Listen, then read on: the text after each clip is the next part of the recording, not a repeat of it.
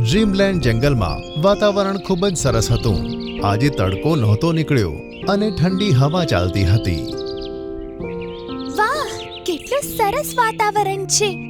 50 ડિગ્રીની ગરમી સહન કર્યા પછી આવું વાતાવરણ અનુભવીને બહુ જ સારું લાગે છે.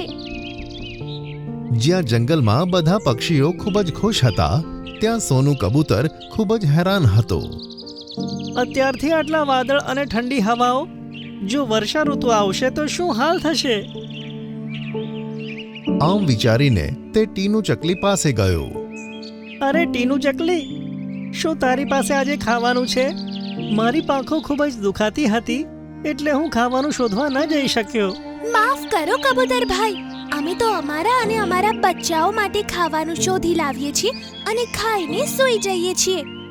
એનો અર્થ છે તું એટલું જ ખાવાનું શોધીને લાવે છે જેટલો તું આજે ખાઈ શકે? કાલના ખાવાની તને કોઈ ચિંતા નથી? અરે ઓ સોનુ, મારી પત્નીને કેમ હેરાન કરે છે? કાલનું કાલે જોવાઈ જશે. અત્યારથી વિચારીશું તો સૂઈ પણ નહીં શકીએ. ચલો ડાર્લિંગ, સુવા જઈએ. સોનું કબૂતર આગળ કશું જ ન બોલ્યો અને તે ચિંકી મેનાની પાસે પહોંચ્યો. ચિંકી મેના, મને ખૂબ જ ભૂખ લાગી છે.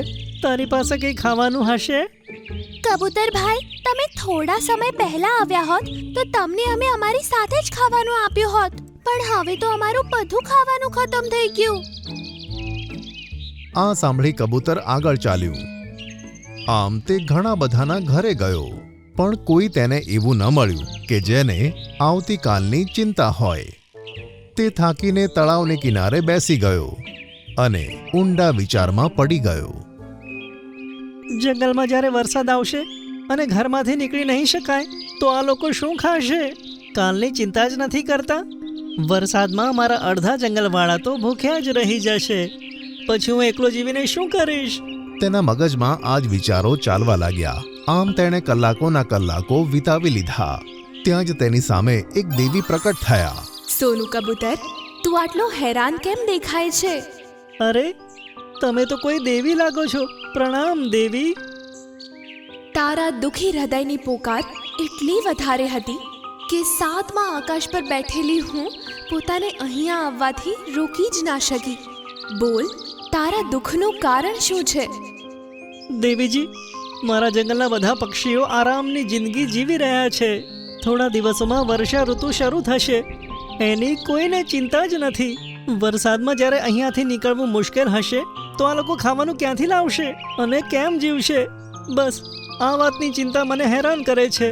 આ સાંભળીને દેવીએ કંઈક વિચાર્યું અને બોલ્યા, જ્યારે તું અહીંથી તારા માળામાં જઈશ ત્યારે તને તારા ઝાડ ઉપર એક ખાલી ટોપલું જોવા મળશે. એક ખાલી ટોપલું? પણ તેનાથી સમસ્યાનું સમાધાન કેવી રીતે થશે? હવે દેવીએ સોનું કબૂતરના કાનમાં એક વાત કહી અને ગાયબ થઈ ગઈ. સોનું કબૂતર ખાવાનું શોધવા માટે નીકળી પડ્યો. ઘણું શોધવા પર તેને એક જામફળનું ઝાડ જોવા મળ્યું.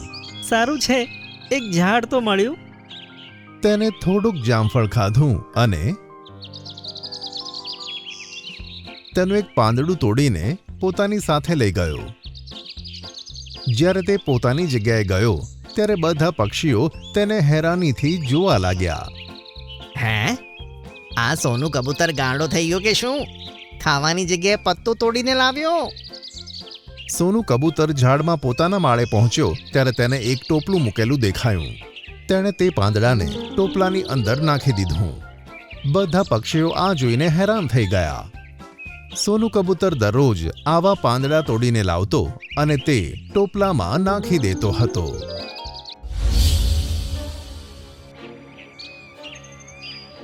સોનું કબૂતર, મને તો લાગે છે ત્યાં ટોપલામાં 20 પત્તા તો ભેગા કરી લીધા, પણ આ પત્તા તું ભેગા કેમ કરે છે?